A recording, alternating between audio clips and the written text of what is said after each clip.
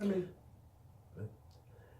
Thank you for signing up. We're pleased to have you as members of this network, this growing network of Beacons of Hope. We want this Beacons of Hope network to grow because we know that churches need to be supported. We know that churches want to be supported, but George might not have known how to go about it and who to reach out to. So thank you for reaching out to us, and we're going to make this an experience that's going to be beneficial for your church. George is going to walk you through a couple of measures right now.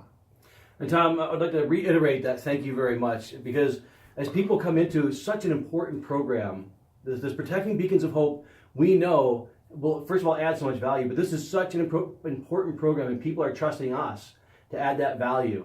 So we're going to deliver. We promise you that we are going to deliver every month more value than you'll ever pay for in this program. Because in a sense, Tom, when you're talking about helping people to prevent or to respond to violent crimes, and they're putting their trust in your hands, there's nothing more sacred than that. And that, Tom, as we go through leadership, and we'll teach everybody this stuff, we're talking about leadership is sacred. And there's nothing more humbling to Tom and I than you putting that trust in us. So thank you very much.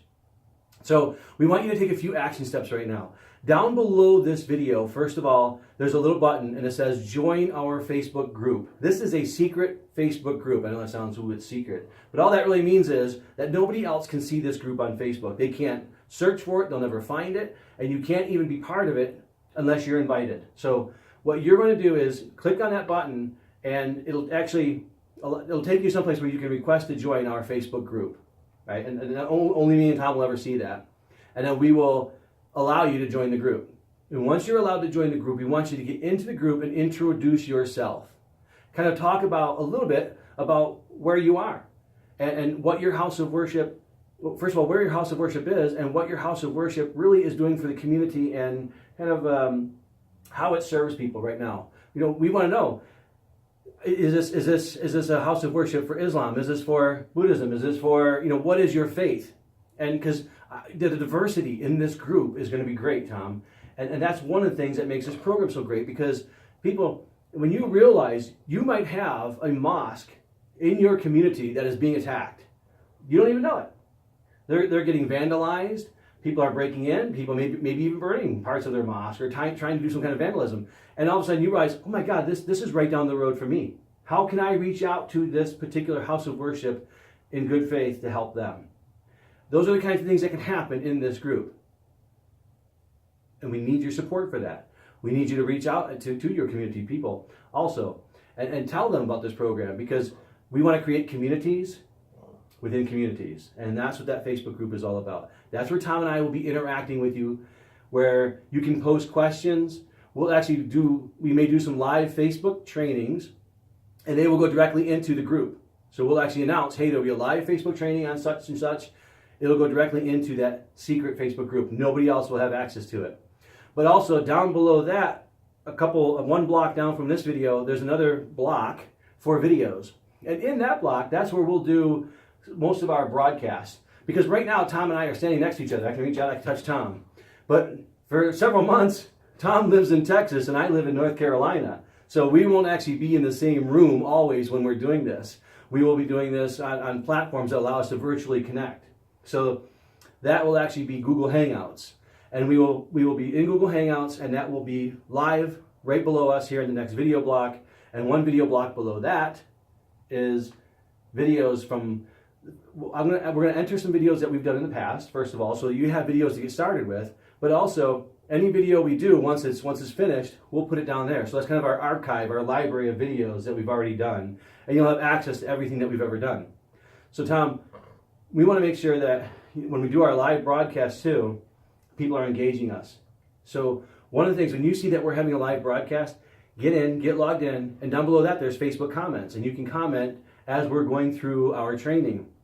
We want to engage with you. We want to engage with our community. We want our community to engage with our community. We want everybody to create an environment where everybody feels they can openly share information, because quite frankly, a lot of times, Tom, when you're sharing things about your community, you can feel kind of vulnerable and you don't know what you want to be able to share. But I'm telling you, in this community, nobody can break that trust, because I don't care if you have been a member for 10 years, if you break the trust, you're not going to be part of the community anymore.